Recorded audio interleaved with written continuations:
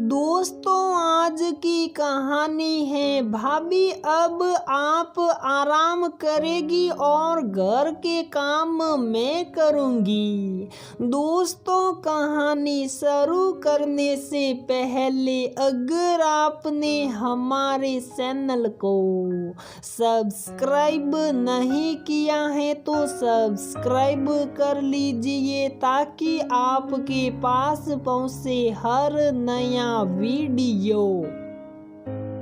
माँ मैं कल आ रही हूँ, बच्चों की छुट्टियाँ हो गई हैं, 2 हफ्ते रहूँगी और फिर उसके बाद हमारी शिमला की रिजर्वेशन है। दीपा ने अपनी मम्मी राधा जी से फोन पर बात करते हुए बताया तो राधा जी बोली तू अभी मत आना, कल तो मैं भी तीर्थ यात्रा पर जा रही हूँ अपनी सत्संग मंडली के साथ 10 दिन लगेंगे। दीपा बोली तो क्या हुआ? तो राधा जी बोली तू और बच्चे आ रहे हैं तो कौन तुम्हें बढ़िया खाना बनाकर खिलाएगा और कौन लाड दुलार करेगा?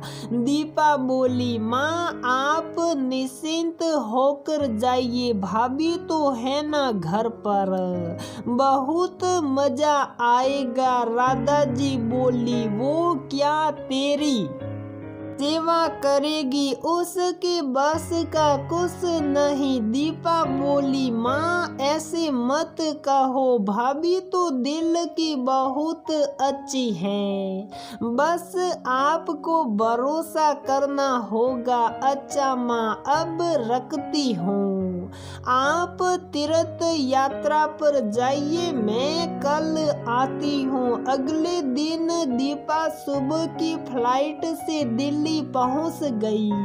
उसका भाई उसे लेने एयरपोर्ट आया। घर पर भाभी बड़ी बेसब्री से इंतजार कर रही थी। दोनों ननद भाभी बहुत प्यार से गले मिली। दीपा की भाभी सिया ने दीपा और बच्चों की पसंद का नाश्ता तैयार करके रखा था। सिया ने बच्चों के लिए उनकी पसंद की पाव भाजी, चीज टोस्ट, हलवा और दीपा की पसंद के गोभी पराठे और पुदीना चटनी। दीपा और बच्चे बहुत खुश हुए। दीपा हर काम में भाभी की मदद करती। सिया कहती दीदी आप आराम कीजिए, कुछ दिन के लिए तो आई हैं आप। दीपा कहती नहीं सिया, काम सदा मिलकर करने चाहिए, मैं यहाँ आराम करने नहीं आपसे मिलने आई हूँ। आपकी शादी के वक्त तो मैं ज्यादा रुक नहीं पाई थी। दरअसल दीपा अपने छोटे भाई विशाल की शादी के वक्त मायके में 2 दिन ही रुकी थी क्योंकि दीपा के बच्चों की परीक्षा थी। बच्चों की छुट्टियां होते ही दीपा मायके आ गई। दीपा की माँ राधा जी तेज स्वभाव की औरत थी, बहू से कम बनती थी। बात बात पर मीन मेक निकालना और बहू को पूरी तरह से काम करने की छूट नहीं थी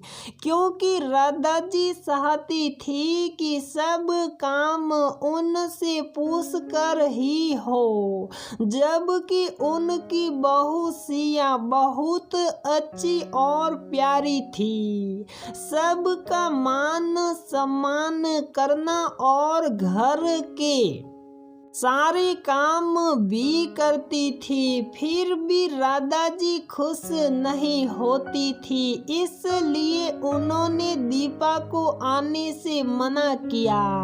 लेकिन दीपा नहीं मानी और मायके पहुंच गई। सिया ने अपने प्यार और सच्चाई से दीपा का और बच्चों का दिल जीत लिया।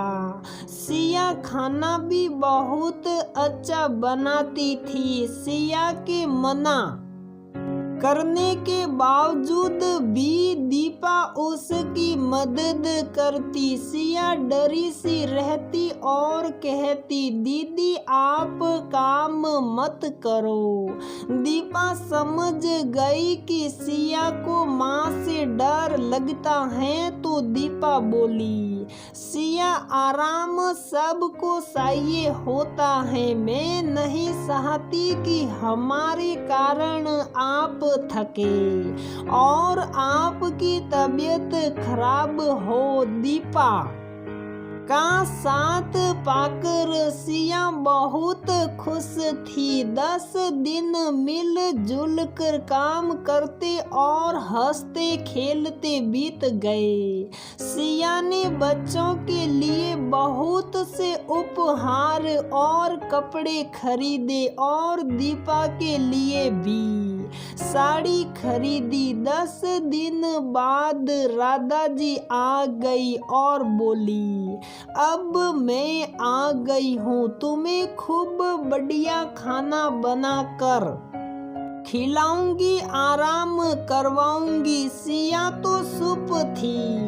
दीपा बोली, माँ आपसे बढ़कर भाभी ने हमारा सत्कार किया, बच्चों को प्यार दिया, मेरे लिए और बच्चों के लिए खूब सारे उपहार खरीदे, हमें बाहर घुमाया। रिश्ते निभाना तो कोई सिया से सीखे। इतनी छोटी उम्र में इतनी समझदारी, आपको भरोसा करना पड़ेगा। अपनी बहू पर बहुत समझदार और व्यवहार कुशल हैं भाभी। आपको तो खुश होना चाहिए कि आपकी बेटी को कितना मान सम्मान मिला है।